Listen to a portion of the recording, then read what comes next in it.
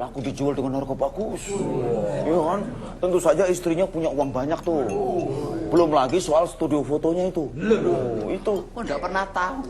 Tejo Masmu itu taunya juga juru foto ulung toh. Mbak, masku itu Tejo itu banyak kaliannya, banyak nih. Banyak. Terutama soal wanita kan? Oh, siapa yang nggak kenal sama Tejo Kurniawan? Wah, di setiap tempat dia bisa menaklukkan wanita itu. Ya, kita lihat saja nanti bagaimana nasib keluarga itu. Tapi yang saya paling sedihkan adalah Sundari. Bagaimana dengan nasib Sundari, ya kan? Aku tahu itu. Paling juga nanti dia datang ke rumahmu, mengetuk pintu dan minta pertolonganmu. Habis kepada siapa lagi dia mau minta pertolongan? Masa sama aku kan ya nggak mungkin. Iya. Saya pikir juga begitu. Dia pasti akan datang ke rumahku. Tapi kalau dia ketemu dengan istriku, aku tidak bisa berbuat apa-apa.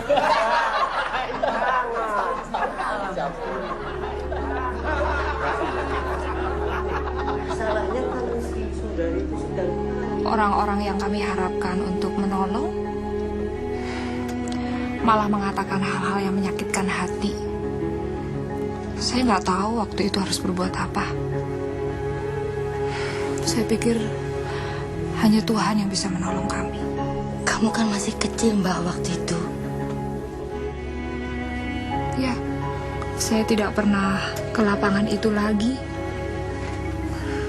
Sampai akhirnya uang pensiun Bapak cair, kami pindah ke Semarang. Ibu buka toko kecil di rumah baru kami untuk memenuhi kebutuhan hidup. Namun itu benar-benar sebuah perjuangan. Sampai akhirnya ibu memutuskan menyerahkan 2 adik perempuan dan 1 adik laki-lakiku diadopsi oleh orang lain. Saya juga dengar keadaan Bule Sundari bertambah buruk. Setelah anak laki-lakinya lahir, dia pindah ke Sukoharjo dan tinggal dengan nenekku.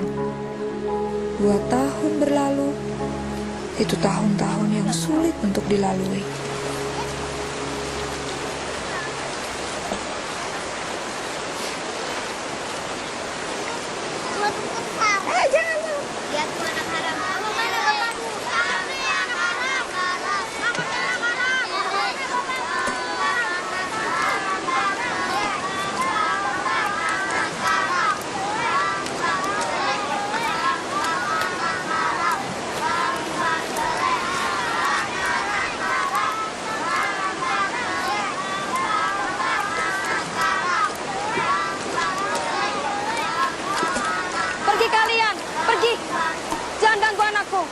Pergi kalian. Kenapa kalian diam saja? Itu kan anak-anak kalian. Jadi begitu cara kalian mendidik dan membesarkan anak-anak kalian. Anak kalian yang haram, bukan anakku. Hei, tidak ada yang nyuruh kamu bawa masalahmu ke sini, tahu? Maksudmu, kamu mau mendidik kami? Bagaimana kami harus mendidik anak-anak kami? Hah?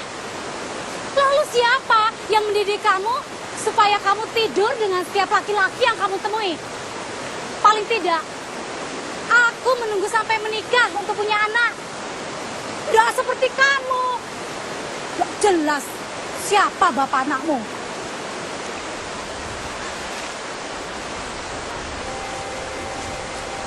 Siapa bapak anakmu?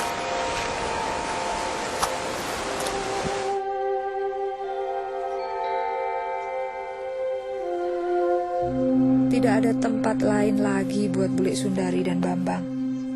Mereka meninggalkan Sukoharjo dan datang ke Semarang. Bertentangan dengan keinginan saya, ibu ternyata mendengarkan permohonan Bule Sundari dan memutuskan untuk menerima mereka. Bagi saya waktu itu, masalah sudah cukup banyak.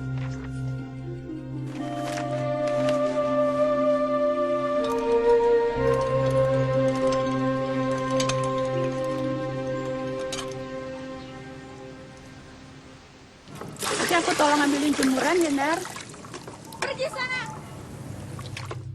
Ngapain di sini? dong pergi. Kamu tahu nggak? Aku tuh benci sama kamu.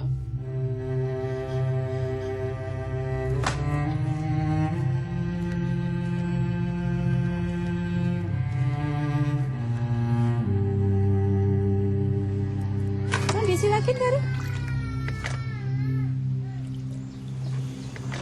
Sudahlah, nggak usah khawatir. Kan ada Dini yang jaga.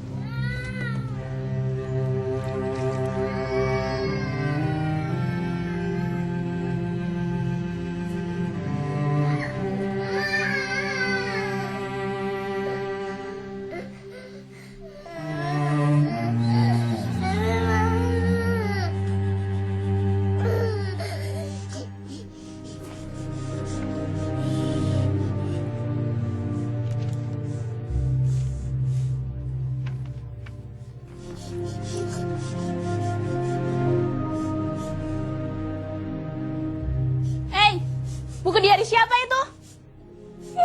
Apa hak bule baca buku diari orang? Bos ini nggak?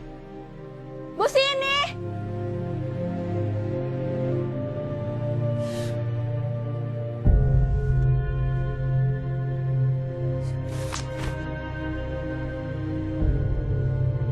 Ketika saya lihat bule Sundari baca buku harian saya nggak tahan lagi.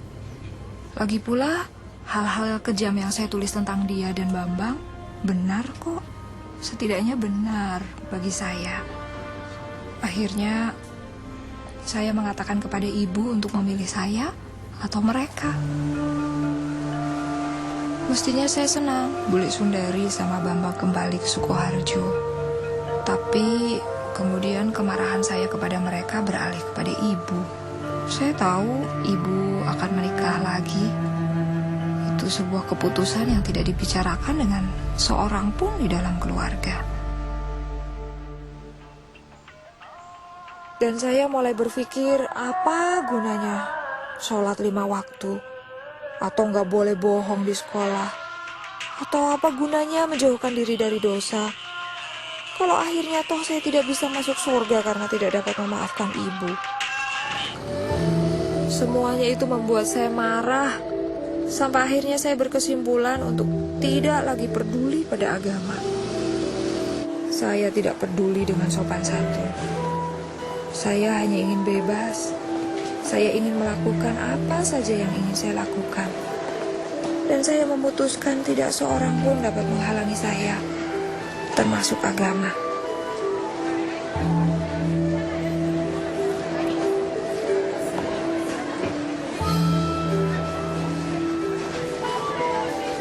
Saya mulai melanggar setiap peraturan yang ada. Waktu itu saya kelas 1 SMA. Saya melakukan apa saja yang saya mau. Tapi kemudian saya melihat hal-hal yang mengejutkan. Saya melihat seorang teman saya merangkak begitu rupa di atas lantai. Dia alami pendarahan karena keguguran. Atau teman saya lainnya yang dipenjara karena ia tertangkap basah mencuri.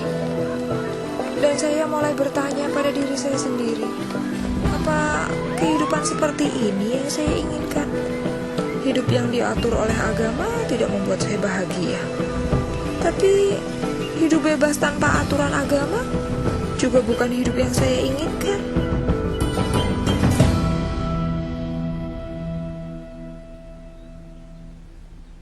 Kemudian Ramadan tiba. Dan saya mendapati diri saya kembali kepada iman saya. Setelah sekolah, saya mulai menghabiskan waktu dengan membaca buku-buku agama dan mengaji.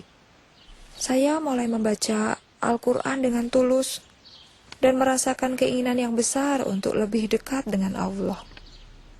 Saya benar-benar ingin mendapatkan kedamaian.